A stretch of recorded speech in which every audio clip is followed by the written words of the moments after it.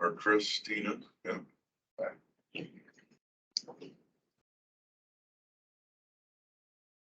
Okay, now are we ready? Get started. Okay. Calling the meeting to order at 12:02. And can we do a quick roll call? I guess I can take care of that today. Commissioner Mankulich. Here. Commissioner Mackey. Present. Commissioner Thompson. Here. Commissioner Rotan. Here. Commissioner Mailer. Here. We have a quorum. Yep. Garrett Long and Mike Robbins are not here. Is Scott there? He's there online. Scott? I'm here. I'm here. And Scott is missing Commissioner Wong and Commissioner Robbins. But we have a quorum, We sir. do have a quorum, yes. Everybody would please stand for the pledge of allegiance. Pledge allegiance to the flag of the United States of America and to the republic for which it stands, one nation, under God, indivisible, with liberty and justice for all.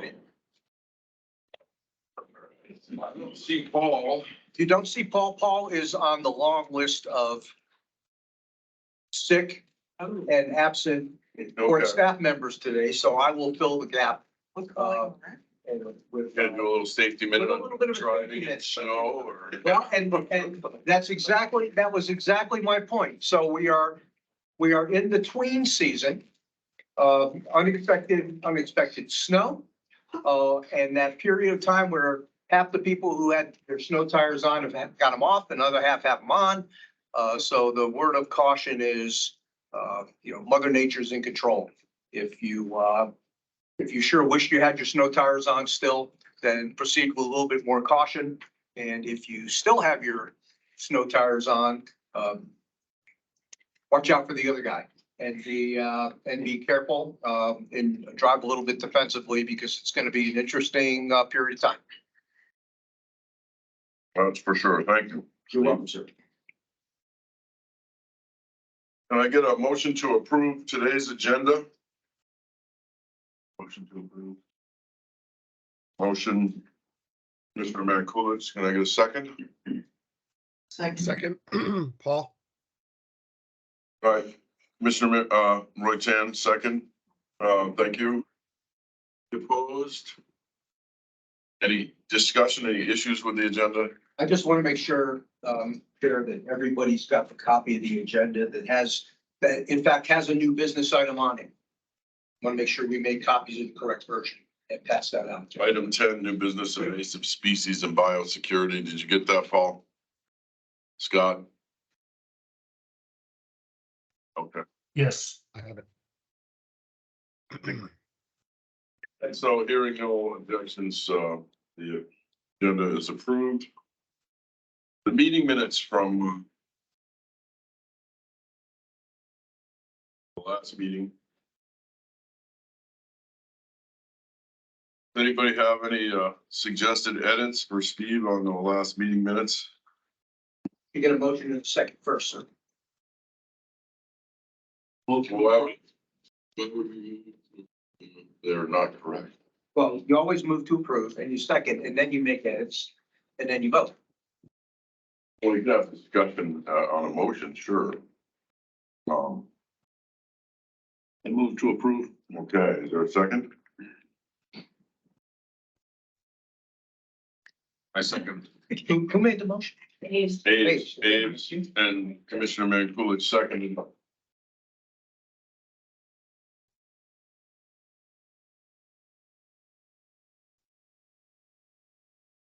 Any discussion on the minutes from the previous meeting?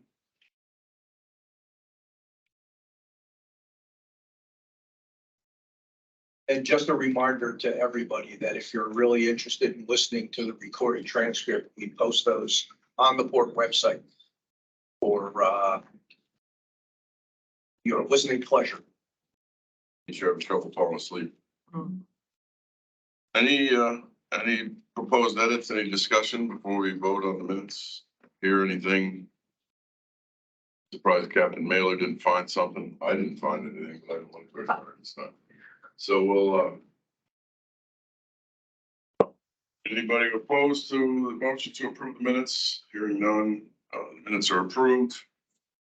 Good job, Mr. Board Director. Thank you. Thank the nuns. Right. And then leaves us with the Board Director comments, item number 6. Okay, I'm gonna keep my comments short because I'm also standing in for the port engineer and John Daly and Jim. So from a port director's point of view, I have 3 topics I want to cover. Just to refresh everybody's memory. Sometime on the evening of May the 5th or the morning of May the 6th, we'll see our first port call at the new petroleum cement terminal. The Key West is bringing in cement for delivery, and it's pretty exciting. It'll give us a chance to kind of flesh out the docking side of the equation with respect to the PCT. And so that's on the calendar. Second item I wanted to talk about was I believe the last time we met, previous time we met, we talked about the fact that there was a company called Vertical Bridge that had the contract with GCI to put a cell tower on the port up at the top of Track J. Vertical Bridge began the groundbreaking work to do the geotechnical studies up there, found some amount of contamination in the soil because that whole area there used to be Army tank farm. It was to a degree that they lost interest in continuing with the lease discussions with the port. But GCI wanted the tower, so GCI found another tower construction company called Atlas Towers, who's picking up where Vertical Bridge left off. So we are now in discussions with Atlas Towers over a lease to do the same construction, construct the same tower, same height, same configuration, same capability, just under a new name. So that work is now in progress. So we haven't lost the opportunity to put a cell tower on the port. It's just we're dealing with a new group of people now to make that happen. And item last on my port director comments, I wanted to make you guys all aware that there is an assembly work session, Enterprise Utility Oversight Committee, which is always of the whole.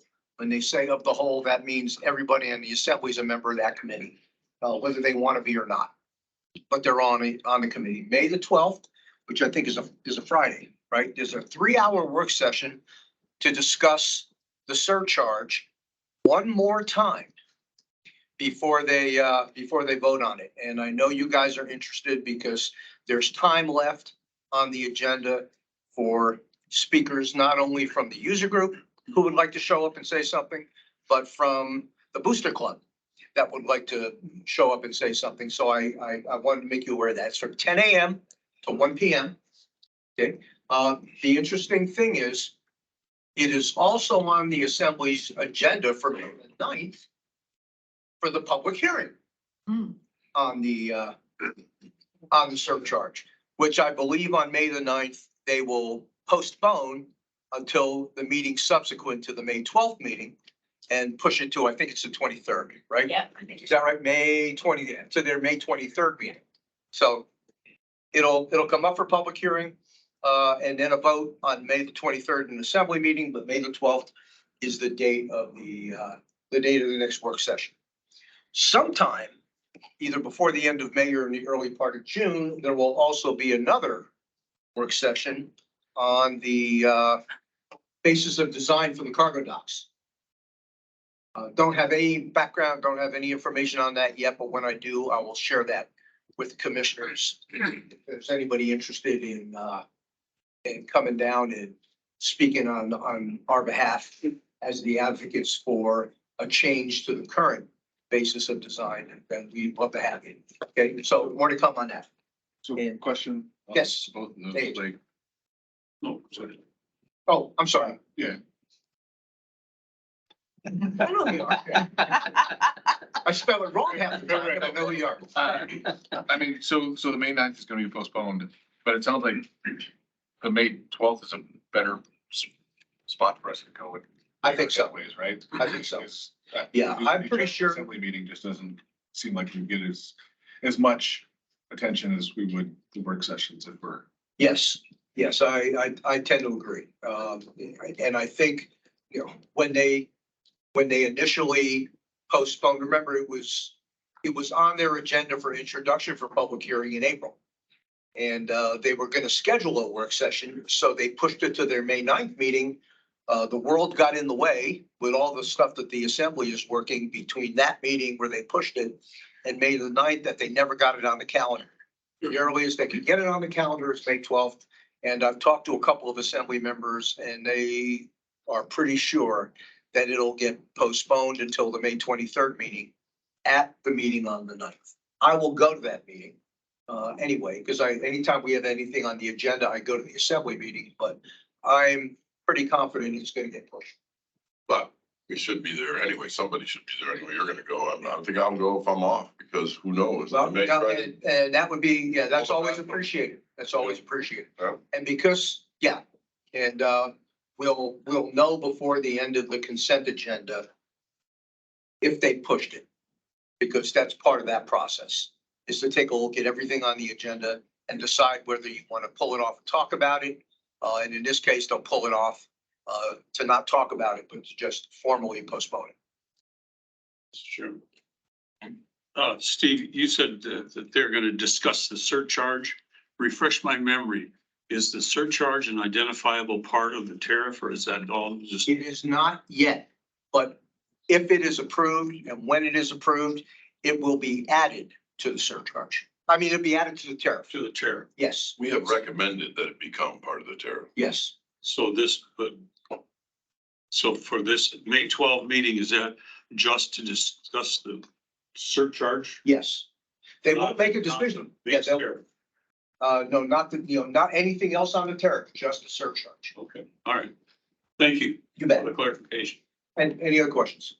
Sorry, shouldn't surcharge the tariff. I'm done with, Chris, I'm sorry. Sorry. Go ahead. I'm not getting the difference between the surcharge and the tariff at this point. Like, I know. Well, the tariff's already established. Right, that's The surcharge that we're recommending to the assembly to adopt has not become part of the tariff because they have to adopt. All we do is recommend to them. All right? okay. But it's not part of the tariff. So what is the surcharge for? Like with that? Funding the To carbon cover, costs. yeah, to cover the cost, cover the cost of the So debt. It's what we It's the voted on. tariff, That right? cost, yeah. Right, okay, Yeah. okay. It's like what we, a quarterly increase, I think. Mhm. Okay. If I follow. As I recall, there was the tariff and then there was the add-on surcharge. Correct. Right. So that's what they're discussing. That will be Correct, just the reviewed add-on. every year as Yeah. Ross proposed, and I assume Ross is somebody from the mayor's office is gonna be there as well to explain if that comes up, right? And Ross will. Yeah. Yeah. But I think Cheryl wanted to add something. So just to think about it like this, the tariff is a document that outlines all the charges that the court's allowed to charge based on your recommendation and the assembly's approval. So it has items. Item number 250 is this commodity, petroleum, cement. They all have their little items. So what the surcharge will do is we added it into item 253 at the very end of the tariff, and it has its own section on how it will be administered. So when they talk about, we're going to talk about the surcharge, it's the surcharge concept that you guys all know, but the only implementation method that we have is to put it in the tariff and charge it like that as its own element. Okay, Yes. Okay. Thank you. yep. Thank you, sir. That's the end of your comments. No more questions for Steve, Paul, Scott? No? Okay.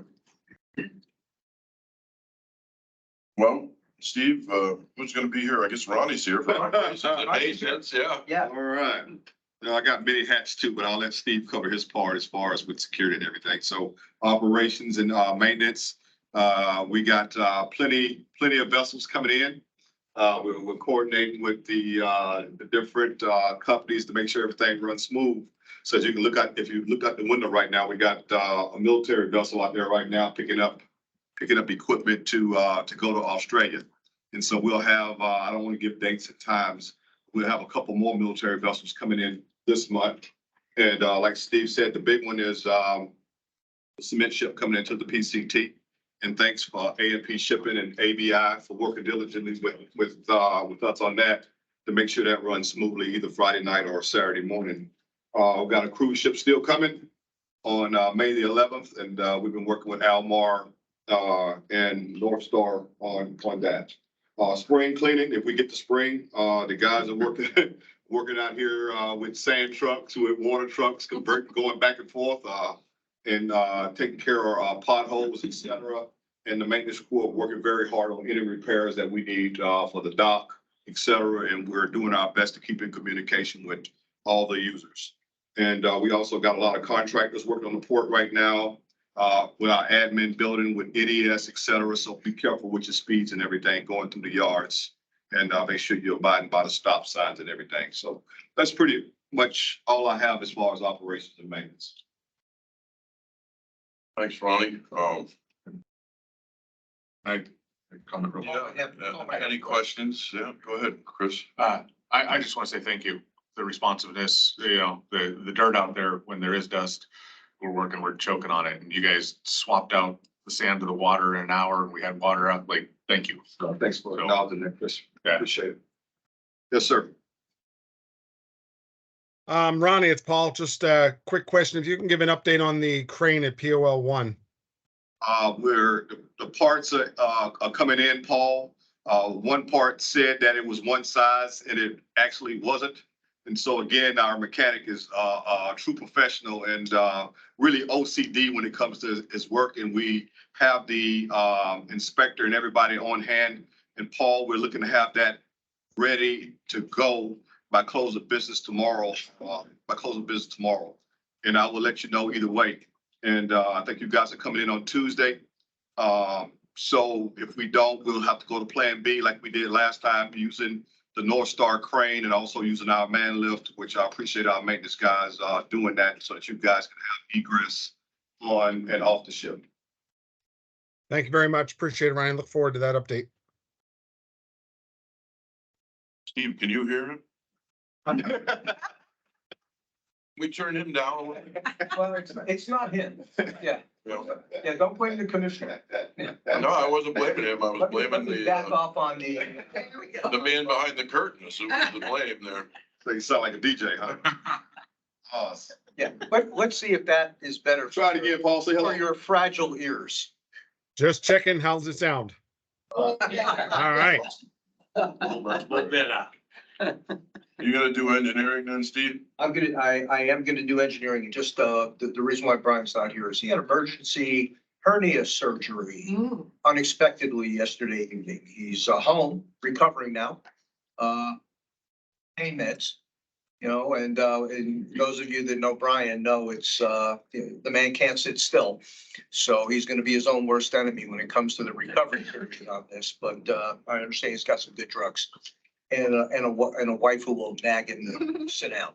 So we looking forward to getting him back sooner rather than later. But I've got a few things that I would mention on his behalf. We have a lot of stuff in contracting with respect to pending invitations to bid in RFPs for work to go on down here. And I'll just run down that list for you. One of them is to the new sand tent or sand storage facility that, if you recall, last time we brought this up, we talked about its location is going to be down by the new PCT on a direct shot out of that area onto the regular port.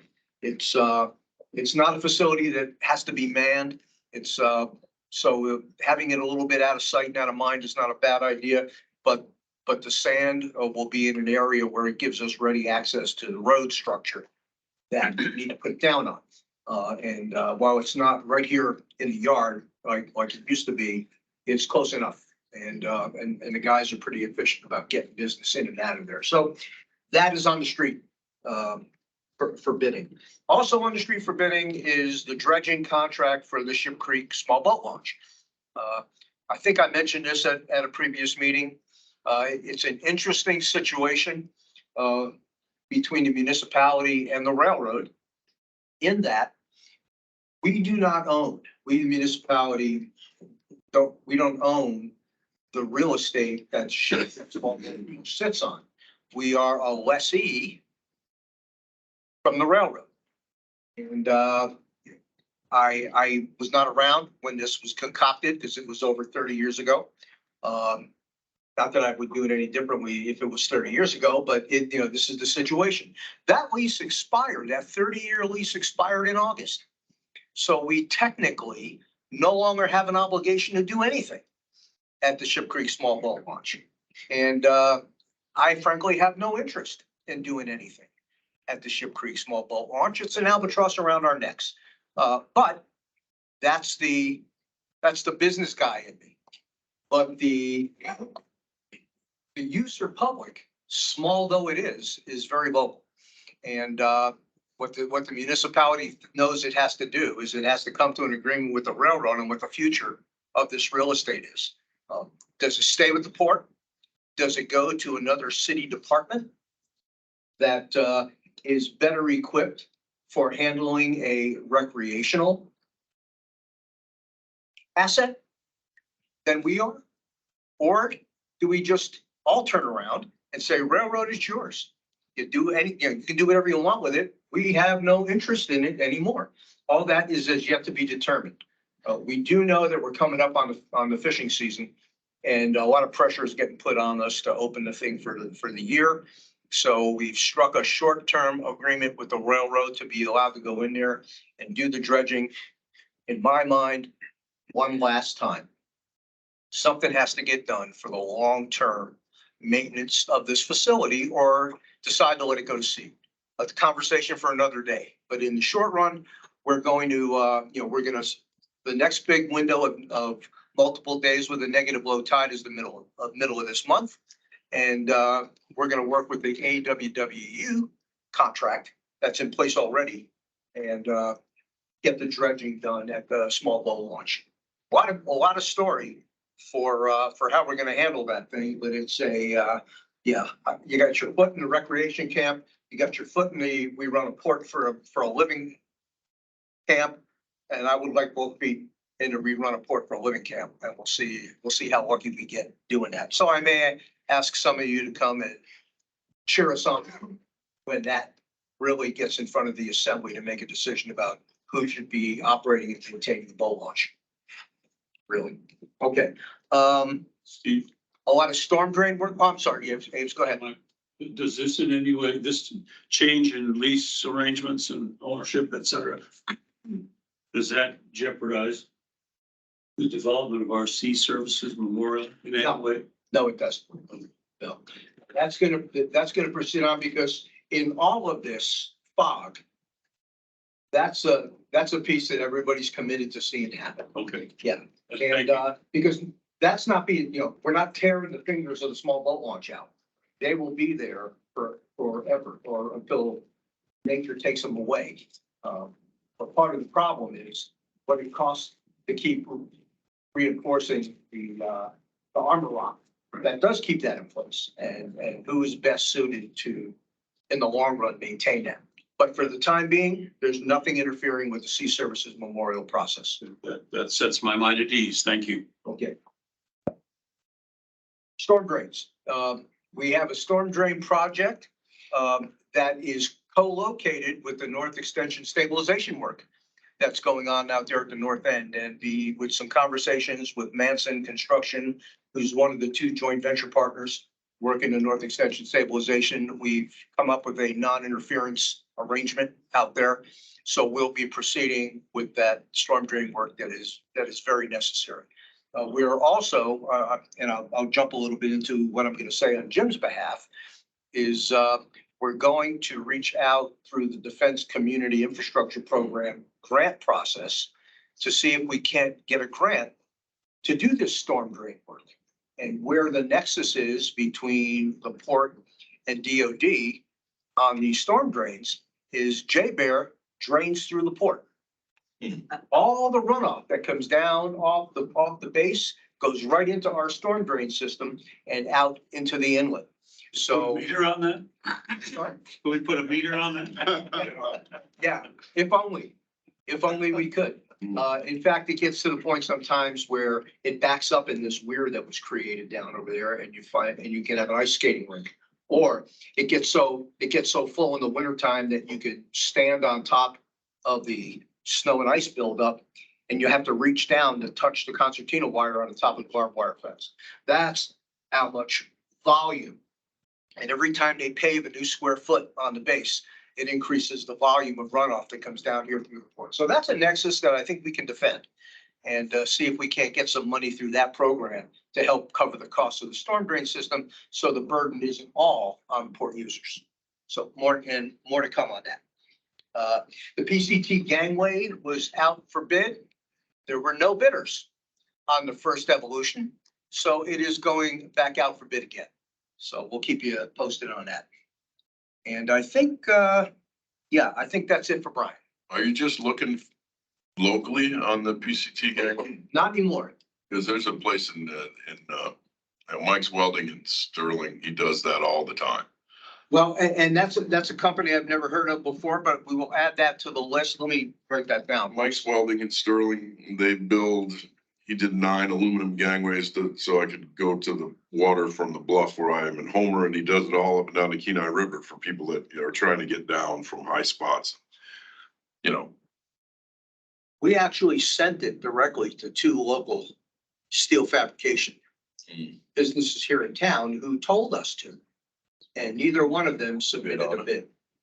For the steel fab and who else? Oh, I forget who the other one was. Are you guys looking to build something like massive uses for? No. There, or what's? they don't need. Well, it's Like a steel fab building 3 bridges right now. yeah. That's probably why they should. It's gotta have some amount of, it's gonna go on the PCT, so the footprint that it has to fit in is pretty narrow. Yeah. So it's sort of, the recommendation that was made to us by purchasing was to make this a design build contract. So, we don't have to get too committed to what the design looks like to put it out for bid, but just enough so that whoever bids on it can work with us to get something that'll work in the very small area that it can operate into between the control building and the cement offloading apparatus. It's got to fit in that spot in there to work.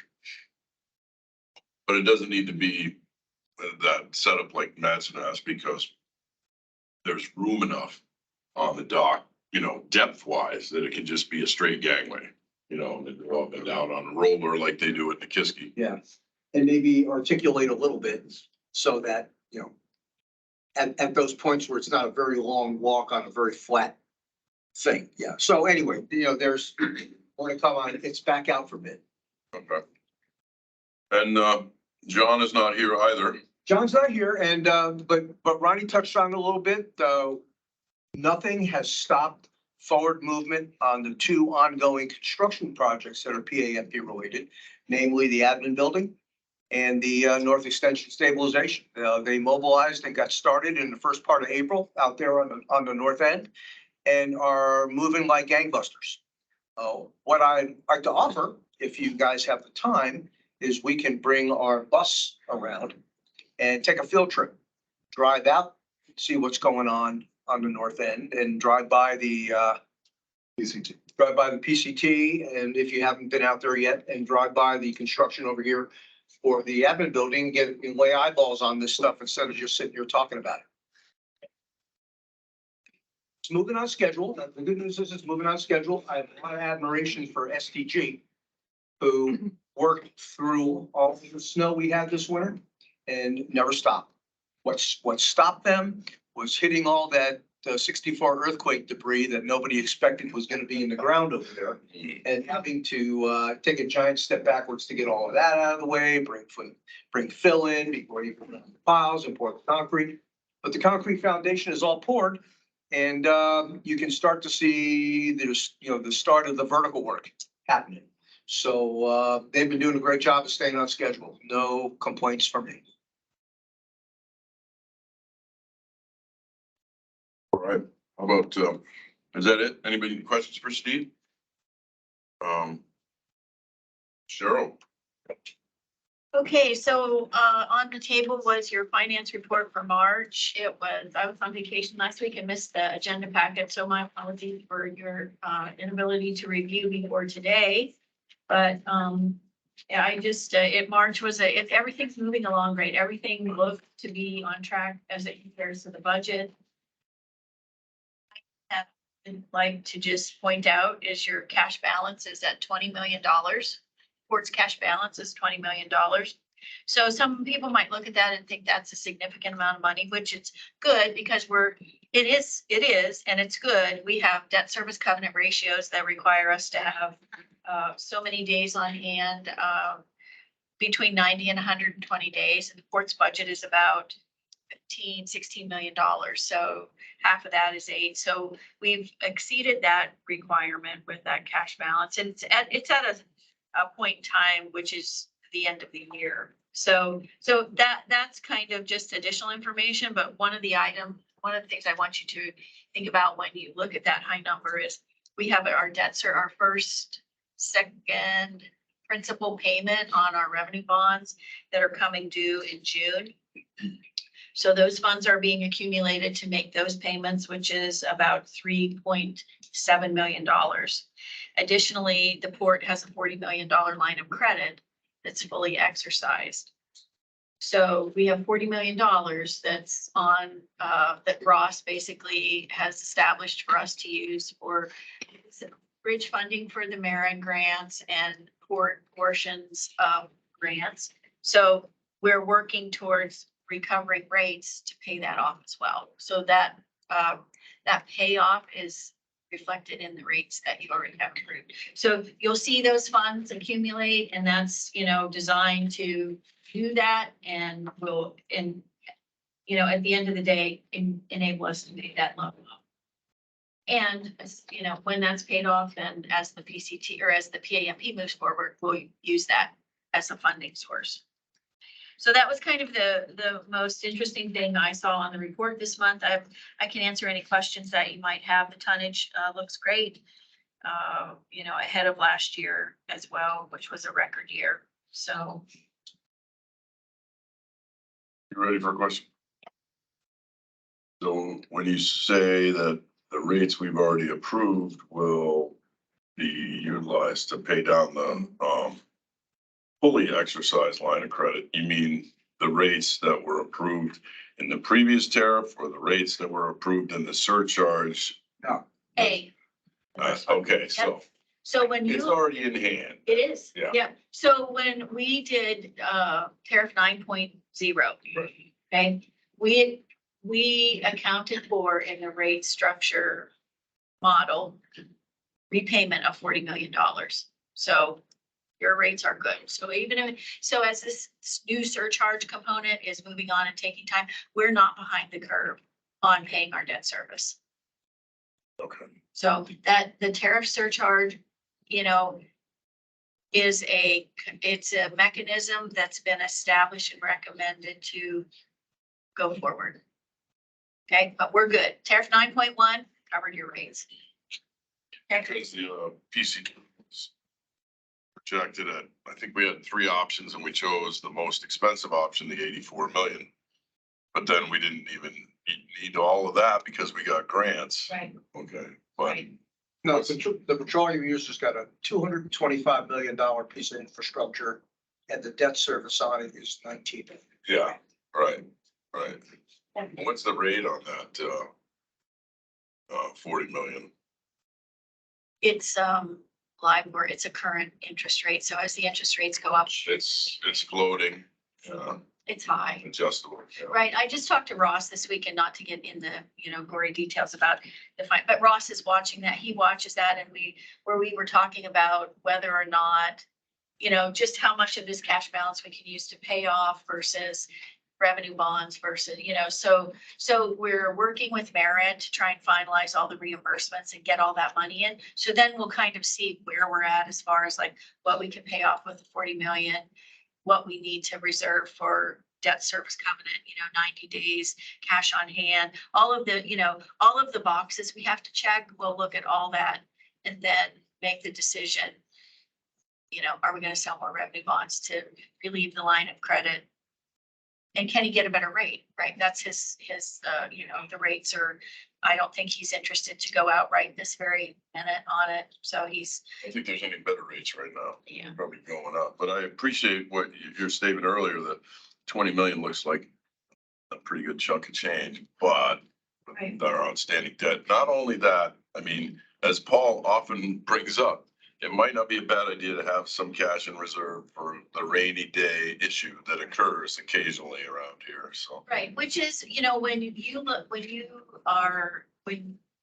the revenue agencies loan you money, they want to see that. They want to know that you're at least going to be able to make your debt service payments for 2 to 3 years while you recover from whatever catastrophic event would cause your cash balance to, be depleted. So, yeah, and you have to, if you fall out of compliance with your debt covenants, they don't immediately call the debt, but you have to have policies and procedures that are put into place immediately, and rates that have to just go into effect in order for you to, still be considered a viable investment, right? Otherwise they'll call it and then, they'll call the loan and you'll be up creek. Seriously. Government's up against Let's not go there. Yeah. But it actually bolsters the earlier argument that we went through about instituting the surcharge now because of the issue with the debt service, and the rates aren't going down, they're going up. And anyway, So that was the significant item that I felt was, worth a conversation in case, you guys think about it or ask about it, want to know about those. Those are all important, as well as the engineering and the building, the funding of it and the money management of it is, extremely important. All have to work together. and once again, we have the legal, and I know Paul's gonna ask about this if he gets unmuted, so I'll do it for him. The legal services budgeted at 1.8. We don't expect to use anywhere near that, although the Marriott suit is still hanging over our heads. Right. But that could be some money coming back to Right. us, right? That's a line item that is in the port's budget and funded by the port users, but only for the Safe Barth Shaw invoices. So Safe Barth Shaw, and then any travel associated with the attorneys get charged there. But if we don't have that, we won't need that. So we actually, in the model for tariff 9.1, we predicted that 2022 would not have legal fees at the time. So, we're in 23, we don't have very many, legal fees so far this year, but, we'll see how that all pans out. I don't really know what the calendar is on the suit, if you want to say anything, Steve. Well, we finally, to take a side, we've submitted our arguments against DOJ's arguments for the appeal. I think last week, we submitted those. So now everything is in the hands of the court. And the next step, as I understand it, and if Bob Owens got online, he can correct me, is the court will call for oral arguments, attorneys only, oral arguments, because the appeals court is a 3-judge panel. And it'll be back in DC, so we'll probably have some expenses flying the Safe Barth guys and Bob Owens back to DC for however long the oral argument period is. And then once that's done, it's in the hands of the court. And they chew on all the arguments and we'll make the final ruling, which we all suspect is going to come probably this time next year. But then it should be over because there's no second bite at the apple for DOJ. You get one and done. So by this time next year, this will all be in the rearview mirror. They can't appeal it beyond this, that's it. No, that's it. It's done. That's good. Thank you. Any questions for Cheryl from the commissioners? Paul saying no, Scott is not throwing his hand up, so I assume that we can move on. Thank you. Thank you, Cheryl. Good job, Cheryl. Yeah, Yeah. no new correspondence or no correspondence was received, no old business at this point, that's other than the ongoing business with the sheriff, recommendation. So we have some new business, the invasive species and biosecurity at Alaska points of entry. Must be Mr. David Wigglesworth. Yeah, let me just take a couple of minutes to introduce David, who I've known for a whole bunch of years from my past life. And we get to cross paths again. David and his partner in crime, Aaron Martin, is online to give us a presentation on invasive species and biosecurity in Alaska, but in our area of interest, particularly, which is Cook Inlet.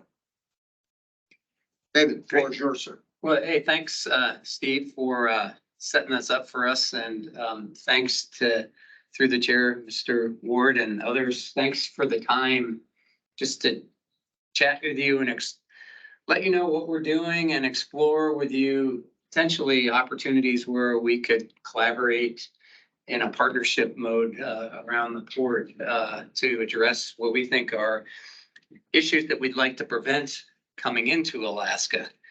And just to give you a little bit of background, and Aaron will deliver a presentation really describing more specifically the kinds of things we're doing currently. But he and I work for Fish and Wildlife Service in the Fisheries and Ecological Services division within Fish and Wildlife Service. And I'm the deputy in that group with responsibility for fish and aquatic conservation. Aaron leads up our invasive species program, among a number of other activities that he's responsible for. And our division in the fishery side, we have responsibility for things like subsistence in-season management on the Yukon and the Kuskokwim, to doing research on what are the causes for declines in salmon population statewide. We have a full-blown habitat program. You mentioned Mike's Welding. We've worked with them in the past because we have a lot of work with Fish and Game on the Kenai, dealing with stream bank restoration and fish passage projects. We worked with the city many years ago on the outlet at Westchester Lagoon and trying to basically create, remove it from going underground through those pipes and daylight the channel. So we have a lot of habitat programs statewide, and it's all voluntary, working with different landowners and the public. We do some work with DOT as well on some of their road stream crossings. And then we have this invasive species program. And you think invasive species, you don't really think of Alaska sometimes, but northern pike, you may be familiar with, is invasive to this area. And we've got a bunch of programs there working with Fish and Game on trying to eradicate pike to sustain our sport fishing salmon populations and whatnot. And we also understand that we alone don't have the capability to actually manage this issue and try to prevent introductions. So Aaron's been leading this effort to really build out a collaborative sort of multi-interjurisdictional effort across the state. And we've worked with a whole host of people here locally, including like the Float Plains and Pilot Association, worked with the Army and Air Force banks on some of these issues. And we're actually a project that Aaron will talk about some more. We've got some work at the Alcan border with U.S. Customs and Border Patrol, trying to look for ways, look for invasives that may be coming into the state. And so anyway, we look at ports of entry, and of course, this port of Alaska is huge relative to goods and services coming into the state. And so we think it would be great to have an opportunity to figure out how best to kind of talk about this in more detail with the right people at the port, to explore whether there are any issues there. And if there are, see if we can figure out any mutually sort of shared a way of going about trying to increase sort of biosecurity and whatnot. And so we're here to explore that, but also just to use this opportunity to really let you know of some of the things that are going on, because you may not be aware of. So hopefully it'll be an interesting presentation for you, and I'll turn it over to Aaron. Excellent. Good morning, good afternoon, everybody. Thanks for providing the opportunity to join you and making it virtual. I am recovering from a cold. I was out in Prince William Sound skiing and shrimping last week, enjoying myself. Managed to catch a cold somehow when I was not around anybody else. So yeah, the benefits of COVID still paying dividends for all of us. Thanks, David, for the introduction. Let me get my presentation queued up. While that's happening, just as David mentioned, a lot of this conversation is going to be focused on aquatic invasive species. But I just want to caveat that a lot of what my job is and what our program is doing with the National Wildlife Refuge Program and Alaska Department of Natural Resources and Fish and Game and countless other partners is focused on a variety of invasive species, terrestrial invasive plants, aquatic, freshwater aquatic invasive species, marine invaders. And a lot of those organisms and plants can be brought in and typically are moved as hitchhikers on building supplies, people's equipment when they're coming to visit Alaska for backpacking or hunting activities. And so there's a huge opportunity for us to kind of build out our perimeter defense and keep Alaska the way that we all cherish it as kind of more of a wild and free environment where we have those opportunities to go fish and shrimp and enjoy berry picking in our backyard. So that said, so I'm sure you guys are all appreciating where we are. I appreciated the comments at the beginning of this. I didn't need to wake up this morning with snow falling down out of the sky. I'm a huge skier, but I'm ready to move on to fishing and other seasonal activities. But the resources that Alaska depends on are economic drivers, right? And the Port of Alaska and the other avenues of bringing resources into Alaska are major drivers to huge infrastructure and our food security in Alaska. And all of these, including hydropower, kind of are potentially at stake and are getting impacted by a variety of different invasive species already. One thing that I try and pull out on this slide specifically is the underappreciated, what I see is the underappreciated impact of hydropower facilities in Alaska. 20% of the entire state's energy grid is created by hydropower, and a lot of that is in Southeast and our coastal communities. And some invasive species that I'll be talking about today are real big impactors of that type of system. So just to give you kind of a global perspective in invasive species 101, unfortunately, a lot of invasive species resources goes to the post-invasion side of invasive species management, leaving a little bit of money available for the pre-invasion side of things. How do you be proactive in keeping things from just getting there in the first place through better biosecurity and best management practices? And that's at a global scale, and the North America is one of the worst at that, unfortunately.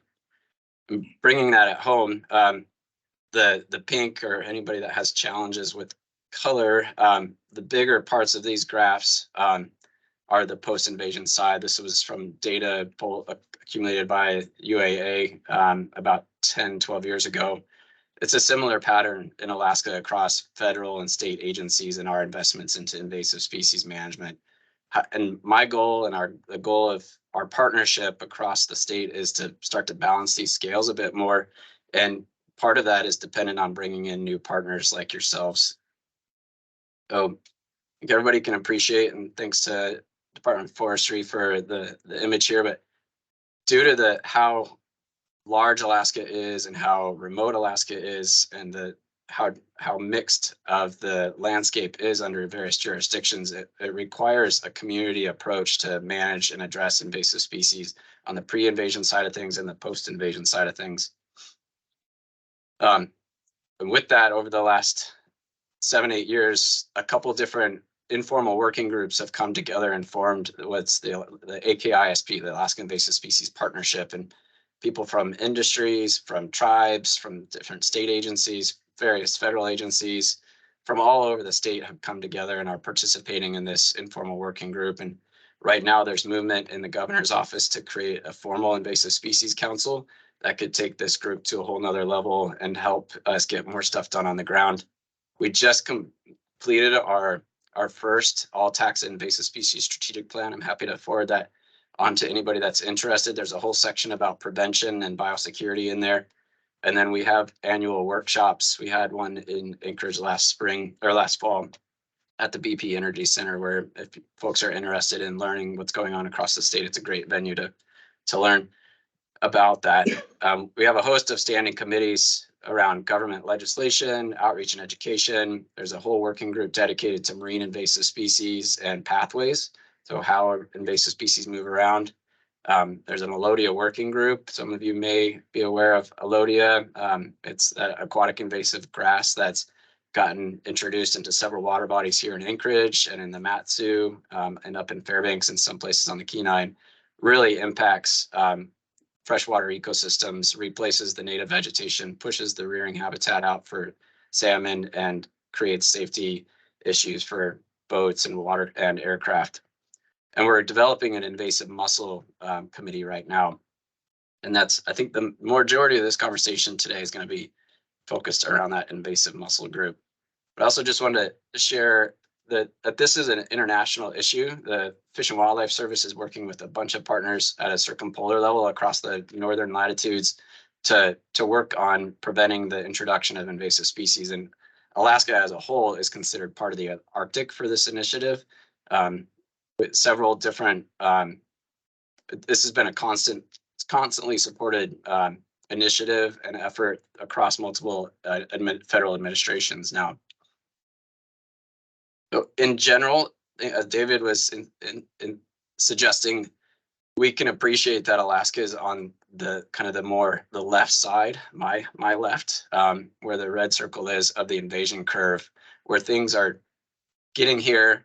We're still finding them early in invasion, and we're being able to eradicate them. There are some things like European bird cherry that are well established, and they're going to take a long time, if at all, to get out of. And they become more in the long-term management side of things. But right now, the reason that David and I wanted to talk to you is how do we stay in this zone where things are as least expensive to deal with on an annual basis and before they become impactful on economies and ecosystems. So I mentioned earlier, we're going to talk primarily around mussels. There's two freshwater mussels that are commonly moved around by boats and seaplanes, quagga mussels and zebra mussels. They were brought to the United States like 50 years ago to the Great Lakes through marine shipping in ballast water and they were biofouling freshwater on the boats and moved into the Great Lakes and then moved across there on boats. They're extremely rapid growth. They foul motors, they foul pylons, they foul piping. Estimates annually in the Great Lakes alone is $190 million impact on the Great Lakes infrastructure across shipping, across the hydropower maintenance, and the projection is over the next 50 years, it's going to increase to a $2 billion impact on those same things. So how do we stay as a group of Alaskans, how do we stay ahead of that and keep this becoming a norm? We, as David mentioned, we are tying in with a framework across the West where this illustration shows all these different inspection stations throughout the Western states. Some are at water bodies, some are on highways. Most of them are ran by cities or lake communities or estates. The Fish and Wildlife Service through the Lacey Act we're running a watercraft inspection station at the Alcan Port of Entry, since quagga and zebra mussels and several other things are listed as injurious species. So our goal is to expand this framework to Alaska to keep things out. And just pause me or raise your hand if you have any questions. This is an illustration of what we've learned. Last year, we had our fullest year. We were about to start during COVID, and that set us back to a number of challenges. This illustration, the hotter the color, the more boats coming to Alaska. And so the point of origin is where the line comes from.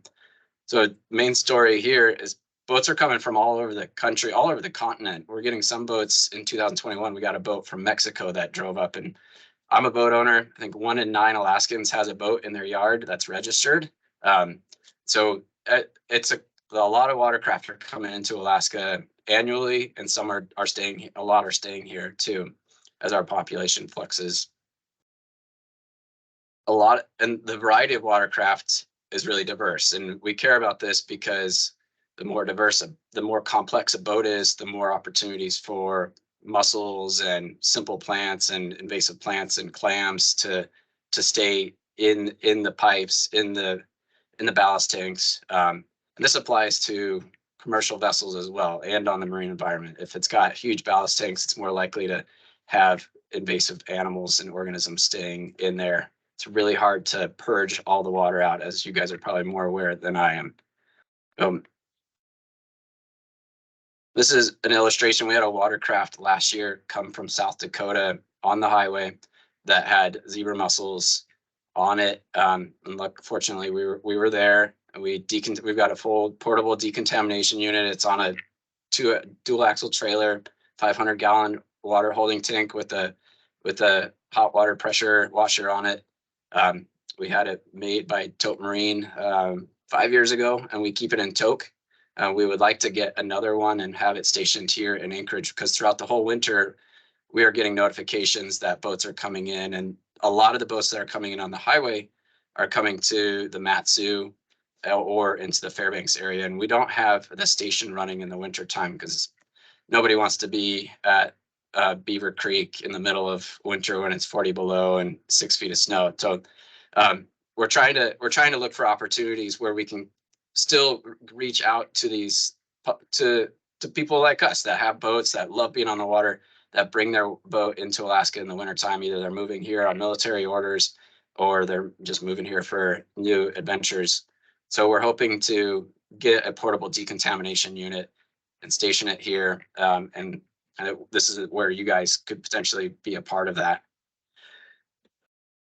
Oh, we just finished a paper with Dr. Toby Shore at University of Alaska Fairbanks.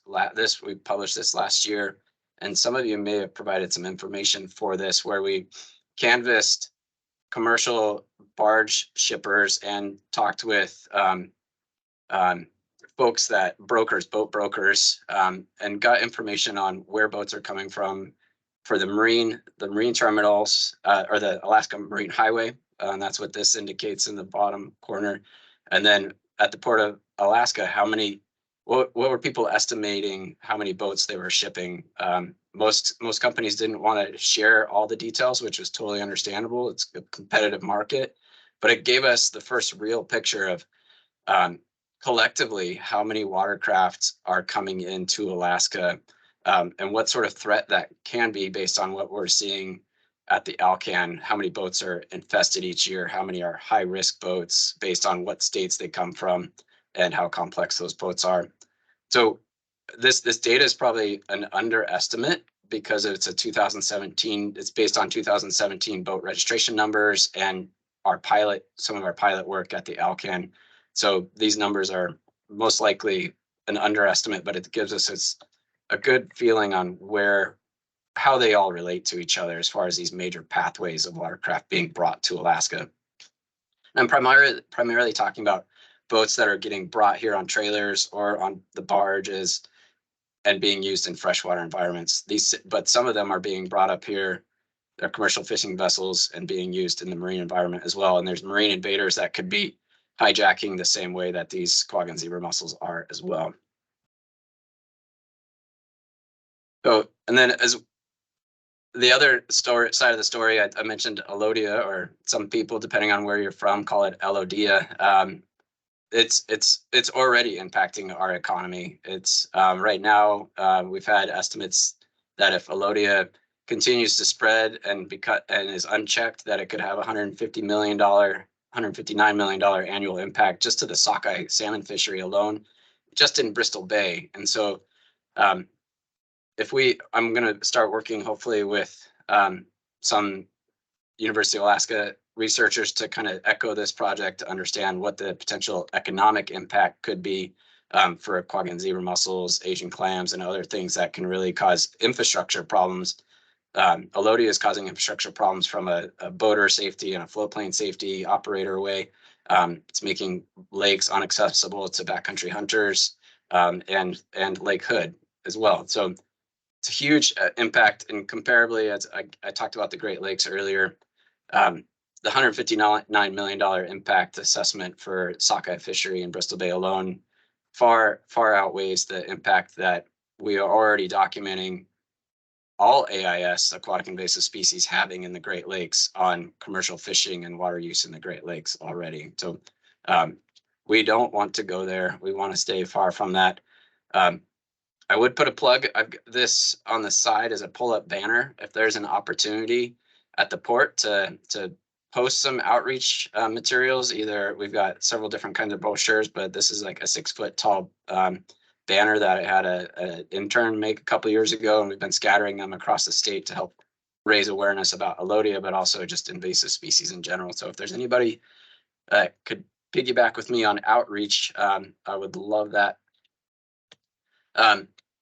So we're really expanding our efforts across this partnership, the Alaska Invasive Species Partnership, to get more eyes on the ground in the water to look for invasive species. We're looking for new partners to bring into the discussion at these critical control points, like the Port of Anchorage, Port of Alcan. We're entering similar conversations with the Alaska Marine Highway Terminal in Bellingham. How do we work with them to at least start to get some initial information on how many boats are getting put on there and where they're coming from, and the state of Washington on how can we work with them to maybe do watercraft inspections there before things get brought to Alaska. So some of the opportunities that I can think of, and I'd love to hear what you guys can think of, is just we're pursuing opportunities to enhance our collaborative efforts with industries like yourself, Alaska Native organizations. We want to enhance our current operations at the Alcan Port of Entry. Right now, we're operating, our crews just hit the ground out there, and they'll be out there until the end of August when things start to freeze up. And how do we start to implement some pilot work in places, these critical control points like Port of Anchorage? And then how can we use that pilot work to better understand risk and the potential impact of these invasive species getting to Alaska through these different pathways? And then all the while, we're trying to increase the Fish and Wildlife Services capacity, but also the capacity of our partners to do more early detection efforts. We have our wildlife inspectors at Ted Stevens International Airport. They are doing routine inspections of shipments coming in from all over the world.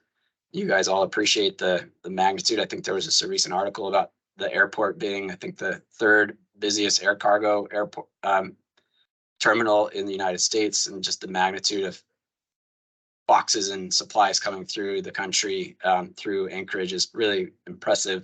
Dutch Harbor is I think either the first or the second. It changes every now and then. The busiest fishing port in the United States as far as economic boost. So we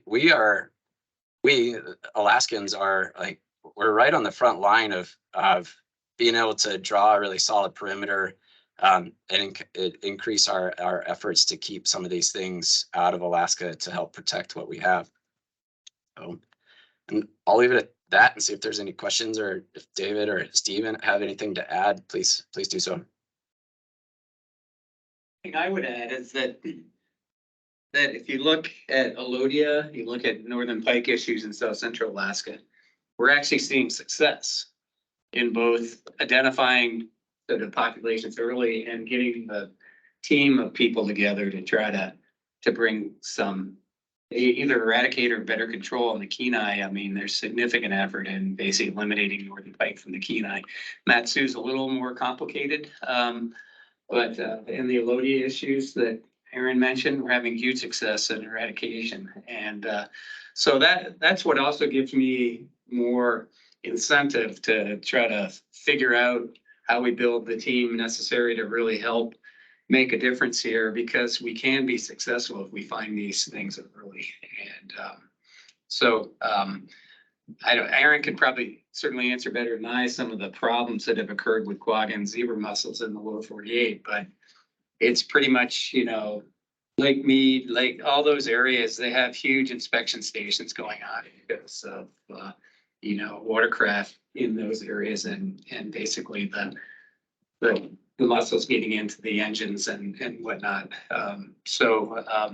Anyway, I had a question for you, specifically to the mussels, but for any of the species you're concerned with, how long do they survive when they're out of the water in a boat?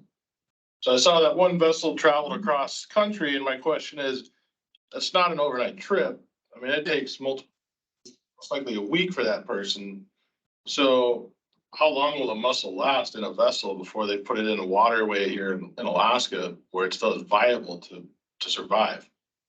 Yeah, I think about that a lot, and it scares me because when I've contacted some of these people that are shipping boats, they're flying down from Anchorage to southern Florida or to the desert Southwest and buying a boat, and they're just blitzing back. So they're back here in 4 or 5 days, which is well within the window of time that an aquatic invasive plant or an invasive mussel or clam could survive if and it all depends on how complex that boat is, right? If it's got ballast tanks, if it's got build pumps, things like that, where we can't get rid of the dampness. If it's an open canoe or an open kayak, it's a pretty solid likelihood that it's going to die, desiccate out. But our concern too is as we ramp up our early detection efforts, we're building out our molecular techniques to do early detection. You can take water samples and look for genetic material in the water of those certain species. And if we have boats coming up that are not decontaminated, if they're dirty boats, that material, they could be dead quagga and zebra mussels, but that could start giving us false readings. That say we did samples in Big Lake and we found the genetic sample to show that it had zebra mussel DNA in it. We don't know if that's true, if that was from a live mussel or not. It's just, so we want every boat. I mean, ideally we want every boat to be spick and span, and I think every boat owner, me especially, wants my boat to be a spick, and I'm sure you guys too. So there's risk in that from the survey part, but also the invasion part. So, go ahead, Ace. I was gonna ask, if there's an invasion or an infestation, what's the cure? How do you fix that? Say a lake out in the valley. well, I mean, I guess it all depends on the species and sort of the area of infestation, but for the issue of Alodia, we're using chemical control. Yeah. So in other cases, like with pike, there have been a variety of different ways of trying to control it. Hasn't worked. Yeah, it's a variety of ways, but the clearest is actually the use of rotenone. And you do it very carefully, and it's a long process of trying to, So yeah, to do. prevention is the answer. Prevention is the Yeah. key. That's the answer. It gets really clunky, and a lot of people have concerns about the side effects, the potential impacts of the different chemicals that could be used. I mean, there's physical ways to control them or remove them. There's chemicals, and then there's then there's which often goes wrong, actually implement, like bringing in a new species to control that. And those of you that travel to Hawaii each winter can see how that turns out. So if quagga and zebra mussels get here, you can't get rid of them. It's all containment at that point. There's a lot of research being done in the Midwest to use ash to desiccate them and change it's all driven by pH and calcium levels in the water. And so you have to change those pieces in the water. From a marine side of things, there's marine tunicates, sponges that are highly invasive, and folks that have been to Sitka, there's a marine tunicate there that got established in Whiting Harbor. And the Alaska Department of Fish and Game and the Smithsonian Institute are working on different ways how to control that. And it turns out, unfortunately, the most effective way is to use really high concentrations of localized bleach in the water. We can all imagine how hard that is to get approved by DEC. And so right now, again, it just kind of goes to containment, and prevention is kind of the best way to do it. So we just did a big assessment. The Fish and Wildlife Service, USGS, the university system did a big research project to understand marine invaders. And I can share that with anybody that might be interested on what we should be concerned about getting to Alaska. Primarily for the Bering Sea and the Aleutian Islands, but European green crabs they just showed up in Metlakatla for the first time last year. They move around in ocean currents, but they were brought to the United States by marine ballast tanks and biofouling.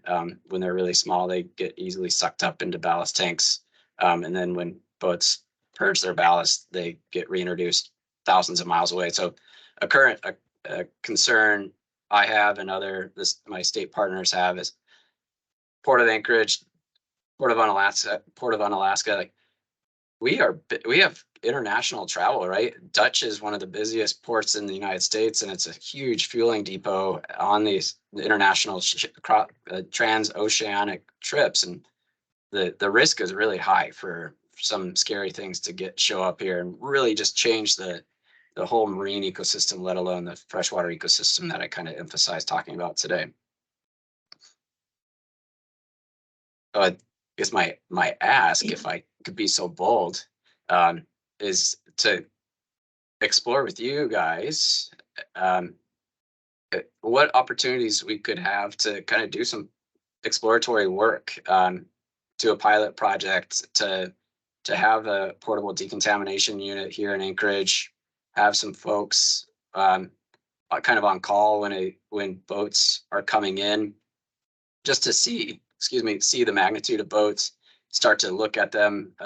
I understand the kind of the intellectual property of the shippers, not necessarily wanting to share all the where the boats came from and the contact information, but just to start to get an idea on what the reality is of boats coming in and how dirty some of these boats might be, and what a platform could look like to do decontaminations at the port before things even left the bottom of Ship Creek there and potentially start getting into the lakes and rivers that we like to play on.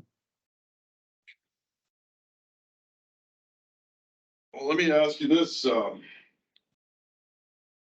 because I may be wrong here. There's some folks online that may be able to answer some of this, Art Allen in particular, because I would think that as far as the port's concerned, the vessels bringing in recreational boats is basically towed, roll on, roll off. They're going to be on trailers. They could be decontaminated in Tacoma before they even got on the ship, which would be easily done even in the winter. Whereas here in the winter, maybe not so much. And there's probably some amount of recreational vessels or boats that are contaminated come and be a barge. But I don't see that much of that, but there again, there's Linden, Carlisle, Sampson. There's only so many carriers, and you could be heading them off at the other end of the trip. So there's no chance of them even getting here with that. As far as the vessels, I know for a fact, and I'm sure Commissioner Mailer can weigh in somewhat on this, but the tankers have had to install. When I was sailing, we would take ballast and then change it at sea. Deep sea ballast, what did we call it? I can't even remember at this point. But the ballast exchange. So you take ballast, and when you discharged in San Francisco or Long Beach, and then when you got out to sea, you would change that ballast water out with seawater. Well, that's not even adequate anymore. Now they have a ballast water treatment system on these ships. Doesn't work real good in the Kiski, I don't believe, because the water is so full of silt that the machine can't read it, but they're doing it and they're treating their ballast. And I'm pretty sure that Tote and Madsen are doing the same thing. So they're not bringing in the stuff that you're being concerned with, at this point, but that's probably how zebra mussels came to the West Coast to begin with. Well, I think what you're bringing up, we work for the government, right? We need to work with people who know the shipping, know the situation, bring up issues like, and Aaron mentioned, we're trying to work at Bellingham too with that part. And you bring up an excellent point. How do that's a real perimeter there. How can we do some decon there maybe if needed, or just inspections.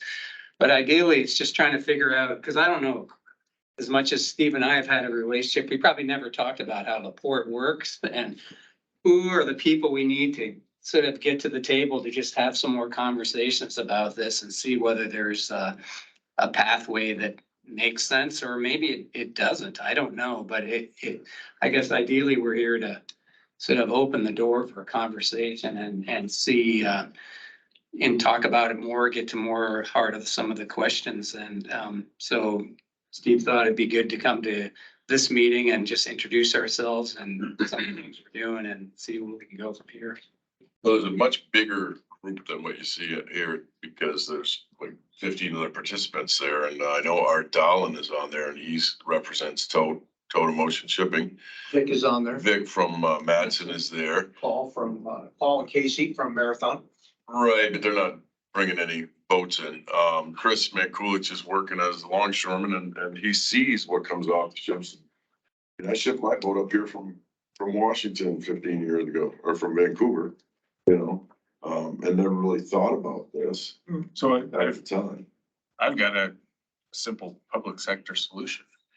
Like, if you have inspections at points of entry or exit and they don't pass and you turn them around, like they do when you get to the Canadian border, if they don't like something, the private sector will have wash bays in Tacoma and they'll wash them before they come. Yeah.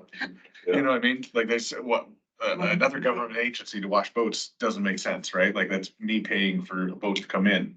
But if somebody wants to bring a boat and you know that when I get it to the port, if it doesn't, you know, you get to the Port of Hawaii, if your windshield's broken, they gotta replace your windshield at the port. It's expensive, right? So the private sector will take care of that problem if you deny entry.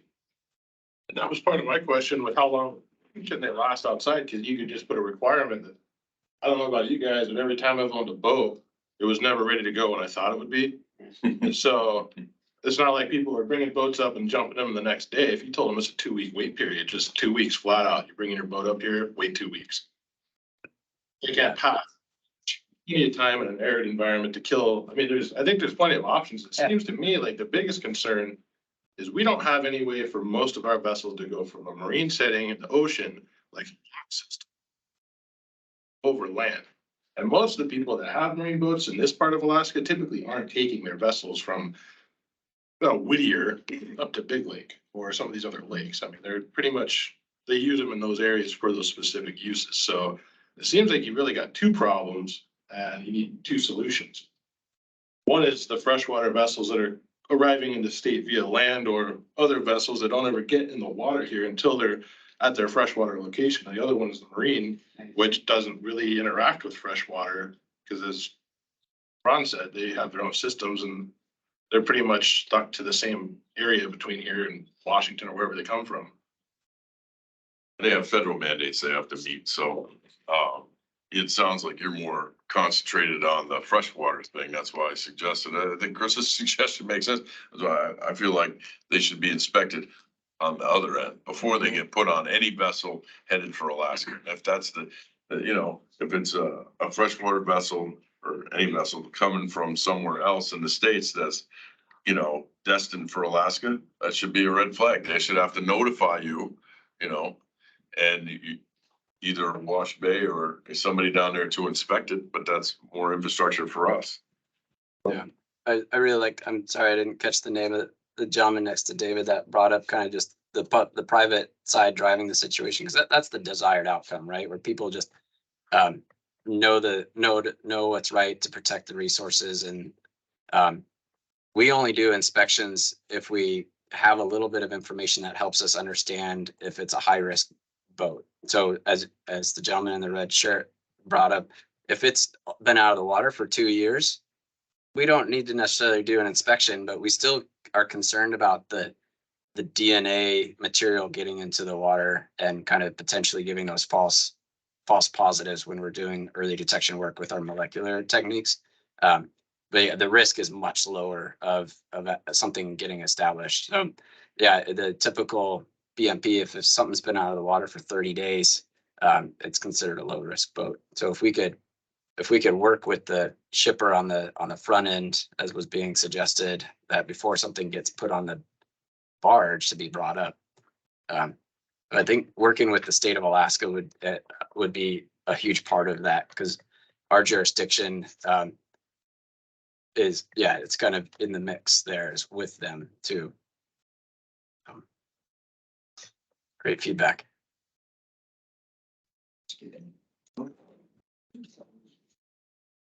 I said the same report. Yeah, I think of total. So Ships going between America. this military equipment going to Australia. Yeah.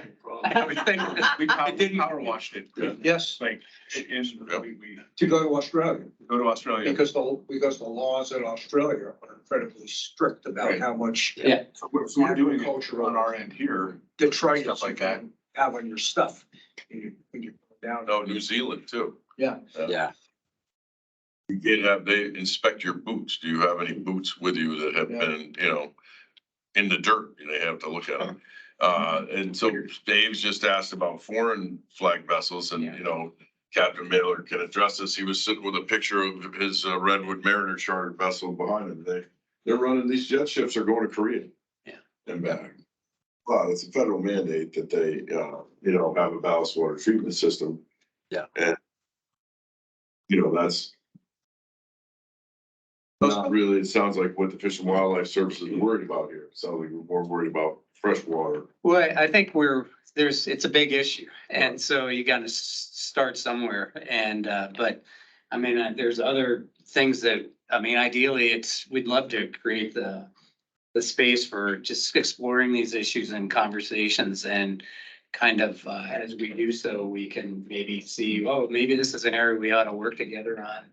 Or at least just the education too, that Aaron brought up is an important part of this as well. Well, your audience here today is ocean carriers and big vessel owners and operators. And your conversations will need to start there, because our business model is we're the landlord, right? And they own and operate the vessels, and they conduct commerce, and we give them a facility that makes it safe to do that and get out of the way. So, but they're all here. So they've all heard what you and Aaron have to say. That's the good news. The start of those conversations is there. From the port's perspective, though, if you are looking to establish some kind of frequent and recurring presence here as part of a solution, that's the conversation you have with us. And we can certainly support that, but we need to hear more about what that requirement would be. We don't make policy here. We execute policy. So I can't levy a mandate that says you can't bring a boat up here unless it's been in quarantine down in Seattle for X number. I can't do that. But if that should happen, then we can certainly help facilitate, what happens on this end. Yeah. It's great. Aaron? You're on mute. Thanks. I don't know how many times. I'm curious, just as far as being a land manager there, is anybody doing invasive species surveys for like terrestrial plants growing on the property there, and kind of is there an opportunity to work with the city to make sure, like we have boat yards and gear sheds all over Alaska, and we're trying to pick up our efforts to make sure as we mobilize people and equipment from our hubs, operational hubs, that those places are as free of invasive species as possible. So yeah, I'm just curious, thinking in that way. Yeah, I see a lot of pavement out there, and I've only looked down at the port from the top of 49th State, having beers, but so I'm not sure kind of what it all looks like there. But yeah, just curious if that's been on your guys' radar at all. Well, if that's where you're looking at the port from, you're not looking at the port. Yeah, because those large operations are not us. They're private. Thank you. Yeah, I should have been there today. I apologize. Yeah, but to answer your question, in my time here, I am unaware of any invasive species like research or anything along those lines that has ever happened here. But it's not like we would, slam the door in your face if you had an interest in conducting something like that. We can figure out a way to fit that into what is the business of the place and be happy to do that. Thanks. Just as a, I don't know if you guys are aware, there's shipyards across Alaska and Ketchikan and Seward and Wrangell. Have you been in contact with them? For any of your access to vessels that come up? Because there's a lot of vessels that go through these smaller shipyards that It's a good point. come into the state. A lot of times you'll see them. Kodiak, you know, anywhere there's a sea lift, they'll be up on shore doing repairs. So they might not ever go through a major port or a large city. They might just hop through wherever they need repairs. So might be another place to. And that's one of the things we have going for us here. We don't have a harbor. We don't have a harbor because the tides won't support one. Well, I seriously doubt that there's any much marine growth. If you look at the pilings here, they're scoured by silt and ice. Nothing could live there. No, but it'd be nice to be able to say that a biological issue had caused the corrosion and that's what. There is a critter in the water So moved. that works, that exacerbates the accelerated low water corrosion. Yeah, but it's not, yeah. Not here. Every northern latitude port has this thing. Well, that's a really great opportunity. The Marine Committee of the Alaska Invasive Species Partnership they have port watches across Alaska. And I don't know if the Port of Alaska has anything in place to look for kind of those incipient organisms that might be establishing. And I think what you said is probably pretty spot on as far as the silt loading and the scouring, keeping things from becoming established. But that's an assumption. And if there's a way for us to actually, it's really simple. Like we just hang in Homer, it's just a Madden Kodiak just hanging more or less license plates, a string of license plates off the pier. And then somebody goes and walks those and pulls them up every month to look for any potential growth and tries to understand if they're a native organism or a non-native. So low disturbance, low maintenance type of operation. That could be some kind of a Kickstarter for us to start getting a better idea. Can't see anything in this water. Yeah, right. Yeah. So. Yeah, the license plate might not be there after a month because of this guy. Yeah, you of course you have to find a place where you can hang it where the license plates will stay in the water. Yeah. Yeah, the only thing we got is one floating dock. And we're not gonna put that one in this year. Yeah, so. Yeah. Well, thanks a lot for the presentation and I don't know how much help we've been, but I think Steve is the best point of contact for contacting the folks that are in the background online, you know, if you need to speak to some of the shippers, because. Yeah, that's what I was thinking, if there's I don't know if there's a forum where, Steve, you're meeting with the shippers or. Well, they have their own, the port user group has their own meeting. Okay. And the chair and the vice chair are tuning in right here. So you may find yourself with an invitation from them to come talk to the group directly that conducts commerce here. And, that's the folks that make the boats move. Right.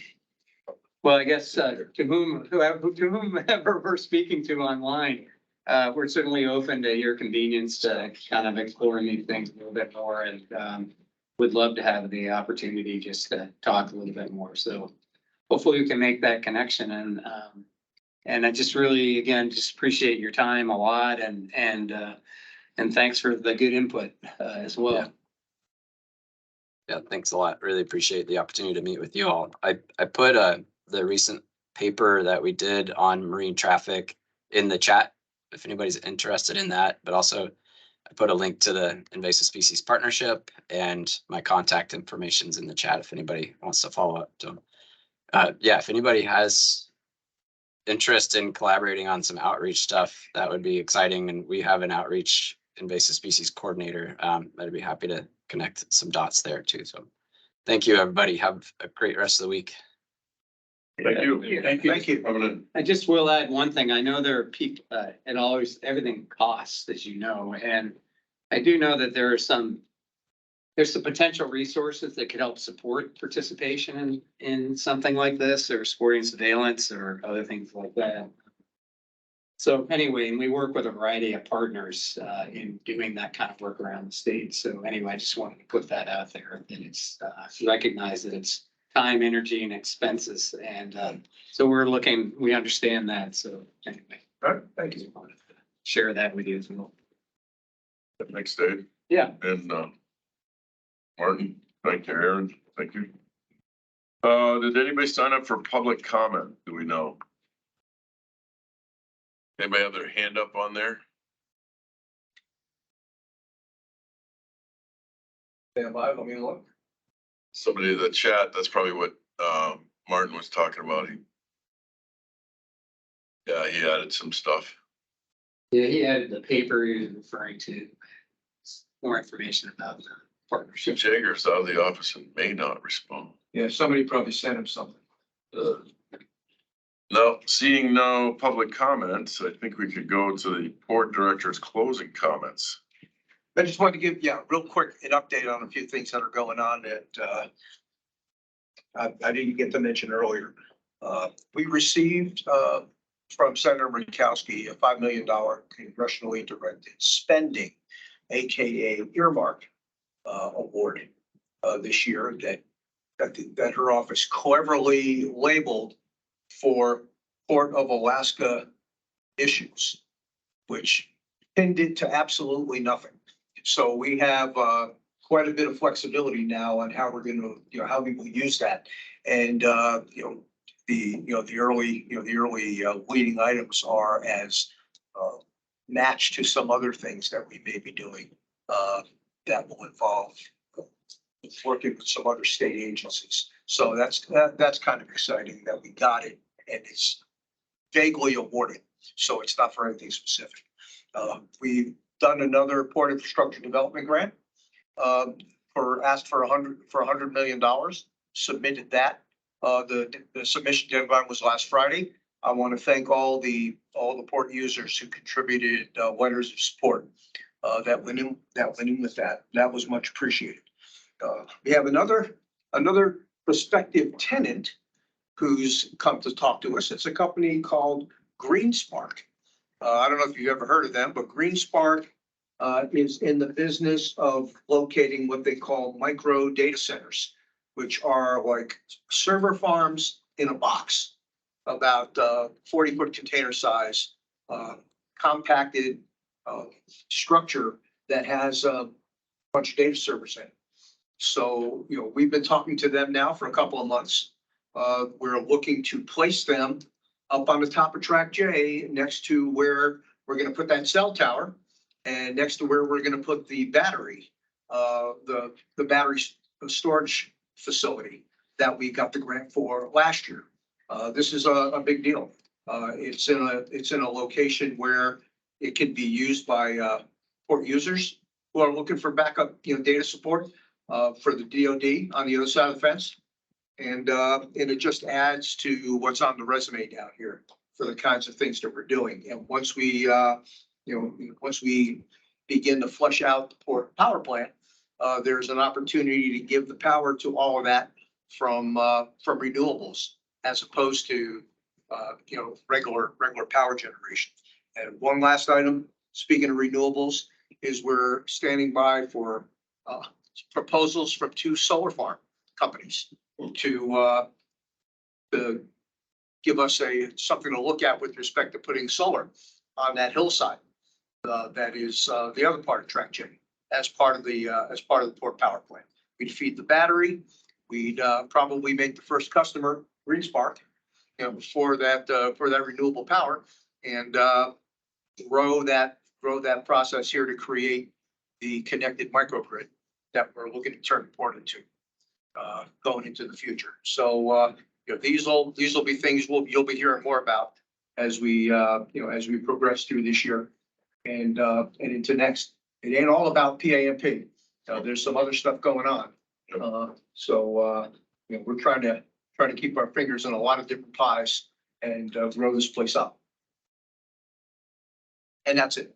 Well, I just wanted to ask you, and actually thank you for, I saw that you were back in DC with Mayor Bronson and, doing your best to try to garner some more funding, federal support for the PAMP, and I did see, I appreciate Jim sending out the letter from Lisa Murkowski and the information about the 5 mil, but did you get anything else? Well, yeah, we got a lot of moral support and promises to help. Not only from the Alaska delegation, but a lot of people don't appreciate just how committed the Washington State delegation is to our success up here. And we went and visited quite a few of the Washington State delegation congressional members as well, and got met with open arms. So that relationship is alive and well. When you say our success, is that success? When you said they're interested in our success. Support Support. success, yeah. I I'm mean, sure. not that they kick the state to the curb, but you know, that they understand how important this port is to the Washington State ports is appreciated. Senator Cantwell's staff couldn't do enough. You know, in fact, I would kill for Senator Cantwell to come to Juneau and talk some sense into the legislature with respect to, you know, what a big deal this port is. Because she and Senator Sullivan, even though they're on both different sides of the aisle, are partners in crime when it comes to being concerned for strategic ports and for the health of ports in both Alaska and Washington, because they are happy to talk about the relationship between the two states and how, you know, we can have absolutely nothing going on here, but we're in just as big a world of hurt if something happens down in Washington State as we would be if whatever happened here. And they get it. So that's good. Good for us. Do we have any commissioners that would like to make comments? Good meeting, it's informative. Thank you. I just want to thank Steve and all the port guys for Hopefully next time. making it usable. Yes, I hope, I mean, you know, it is not completely dust free down here, but it's a whole lot better than it was, you know, the day that it dried up down here. So, you don't realize how much it affects, you know, you can't wear contacts down here. You can't breathe. You can't, you know, you're driving back and forth across the yard for 18 hours. It's nice to have a water truck. So thank you. Yeah, when we can pull a rabbit out of the hat, we certainly will. Commissioner Mailer, any comments? No, good meeting. Appreciate it, guys. Commissioner Seltzer? No, great meeting. Appreciate the information. Very informative. That's all I have. Thanks. Thank you. Commissioner Rotan? No, I'm good. Thank you. Okay. Should you say Commissioner Peggy, huh? Either one works. All right, well, so given the latest information about the Assembly and the Enterprise Committee, what do we want to do about the next meeting? Because we're coming into summer. I can tell you that I'm not available all that much this summertime, and I think we're all in the same boat. We're saying the 12th is the Assembly Enterprise, and then when it's the next Assembly meeting beyond that they would actually vote, Steve? The 23rd would be the one that they would 23rd, actually I have vote that. on instead of next Tuesday. Now, if for some reason they change the game plan, I will let everybody know.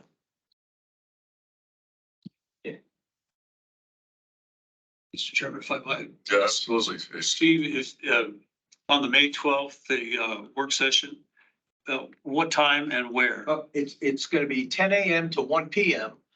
City Hall, the first floor in City Hall, there's a assembly meeting room. Little back room? The one way in the back, yes. Yes, thank you. I was gonna ask that myself, because I think I had the time wrong.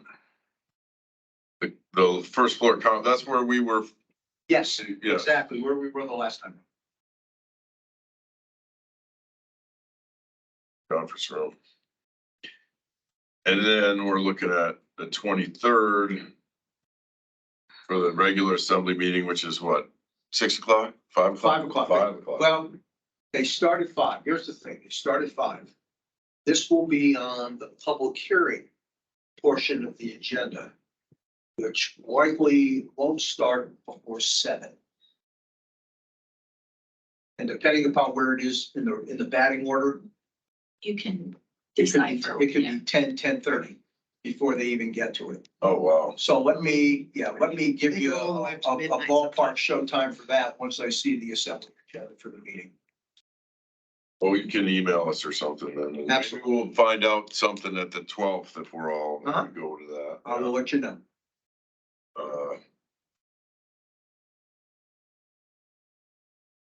Okay, that in there. Well, given that, we had a meeting in April and then now again in May. If you want to get back on your regular schedule, then you're looking at around July 19th.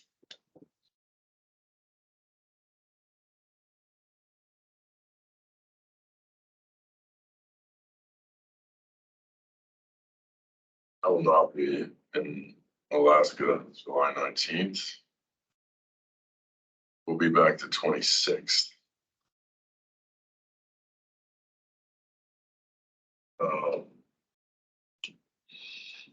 And I'm here the 5th.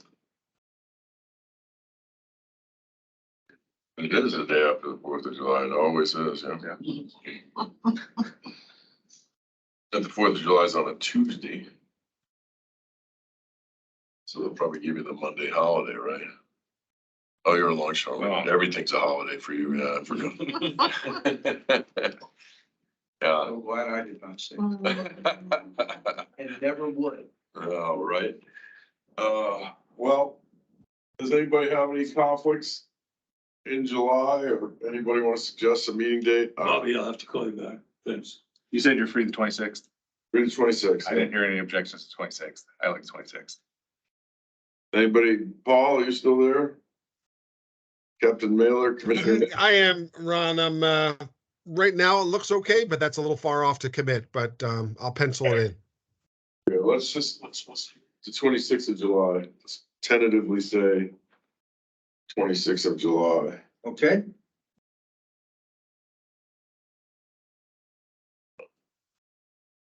We flexed before. No? Okay. I can't make that. Well, I mean, it's the summer. Somebody's gonna be missing. That's okay. And I don't know You what could it's. probably move on without me. Well, you never know. I mean, we may have to be back at the drawing board on the surcharge thing after the Senate, after the assembly, who knows? Should we now? Right? Anyway, we'll tentatively pencil that in 7/26 for the next meeting. And I hope to see anybody who has the time and availability to come to the Assembly Enterprise Committee meeting on the 12th, as Steve was saying. And barring that, and those of us who do get there, or Steve and Jim, somebody will send an email out about what happens and what's, whether it's important if. Yeah. If you've ever been to an assembly meeting, the actual Tuesday assembly meeting, it is. And I mean, I don't know if it'll be important for any of us to be there or not, but I know it's important for Steve to be there. Yeah. But he doesn't get overtime for that. 24/7, 365, that's Right. our schedule. So unless there's anything else, I would entertain a motion to adjourn. Motion to adjourn. That's Second, and seconded. By Aves. Any opposed? Hearing none, we are adjourned. Thank you, ladies and gentlemen. See you, everybody.